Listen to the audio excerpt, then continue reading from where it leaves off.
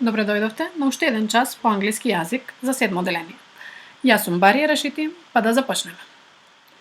Целта на овој час е утврдување на употребата на помошниот глагол сум во минато време и секако изучување на минатото несвршено време или past continuous. Потребни материјали за овој час ќе ви бидат пенкало и тетрадка, учебник Messages 2 и секако молив и гума за бришење. Бидејќи овој час е наменет за учениците од седмо одделение, поголем дел од него ќе говорам на англиски јазик. So, let's get started. The auxiliary verb in past continuous tense are was and were. Was is used in first and third person singular, while we use were in second person singular and plural, like in the following examples. I was waiting for the bus. We can notice that this sentence is written in first person singular. That's the reason why we use the auxiliary was. The second example. They were watching the movie. This sentence is written in third person plural, and that's the reason why we use the auxiliary were. This is something that we have already covered, but a short recap is never much.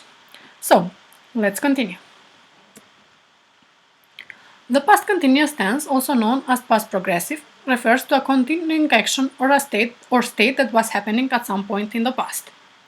This tense is formed by subject plus the auxiliary verb plus the main verb with its ing form, like in the following example. I was doing my homework. I, the subject, was the auxiliary, do, the main verb with its ing form. The second example. Maria and Jay were leaving the airplane. Maria and Jay, the subject, were the auxiliary, leave the main verb with its ing form. Now, I'd like you to press the button pause in order to write two affirmative sentences in your notebooks. The negative sentences in this tense are formed by a subject, an auxiliary, the negation not, the infinitive with its ing form, like in the following example. They were not playing football with their neighbors. They, the subject, were the auxiliary, not the negation, played the verb with its ing form. Let's see the second example. She wasn't going to work that morning. She, the subject, was the auxiliary, not the negation, go, the main verb with its ing form. Again, I'd like you to press the button pause in order to write two negative sentences in your notebooks. But as in the above mentioned examples, the first one we need with its usual form and the second one with its short form. Take your time. The interrogative sentences in this tense are formed by the auxiliary verb, the subject, plus the infinitive with its ing form. Let's see the examples. Were you studying when he arrived? Were, the auxiliary, you, the subject, the main verb with its ing form. What's different in these sentences is that the subject and the auxiliary switch the places. In interrogative sentences, the auxiliary verb goes in front of the sentence. Let's see the second example. Was Jane sleeping when he called? Was, the auxiliary, Jane, the subject, sleep, the main verb with its ing form. Now, as you could see until now, we have used the past continuous tense only in affirmative, negative, and interrogative sentences. It would be great if you could write two interrogative sentences in your notebooks. As I said, we have used the past continuous tense in affirmative, negative, and interrogative sentences, but that's not all. These tenses you also used in interrupted actions in the past. When I arrived, Lisa was reading a newspaper.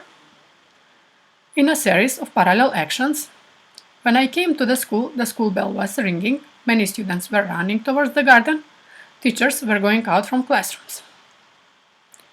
in interrupted actions in specific time in the past. Just as Jean was getting into the house, she heard a loud voice. In parallel actions. My family was eating the dinner while I was working on my project. In arrangements in the past. We had to be very careful because we were talking about very important issues that evening. I am confident that this video was very productive and you could solve this following exercise without any difficulties.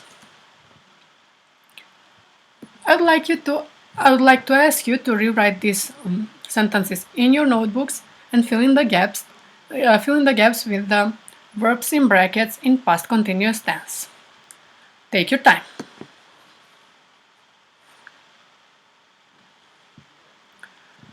I'm sure that you did a great job. So, let's see the first correct answer. He was resting all day yesterday. If your answer looks like this, congratulations, you did a great job. The second correct answer. We were looking through the window when Mother came in. The third correct answer. They were reading a newspaper when I entered. The fourth correct answer. I was speaking to her, but she didn't hear me. The fifth answer. I didn't go for a walk because it was raining. When you telephoned, I was sweeping my room. They were talking with John's wife when I came in. While we were playing, we heard a shot.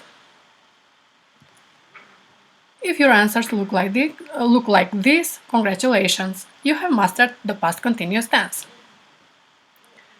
Now, the inevitable part of this class, the homework. Hopefully not that difficult for you.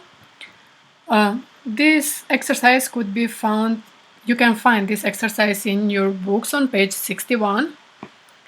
So, by using the knowledge you have gained through this video, you are supposed to fill in the gaps. Go on and good luck!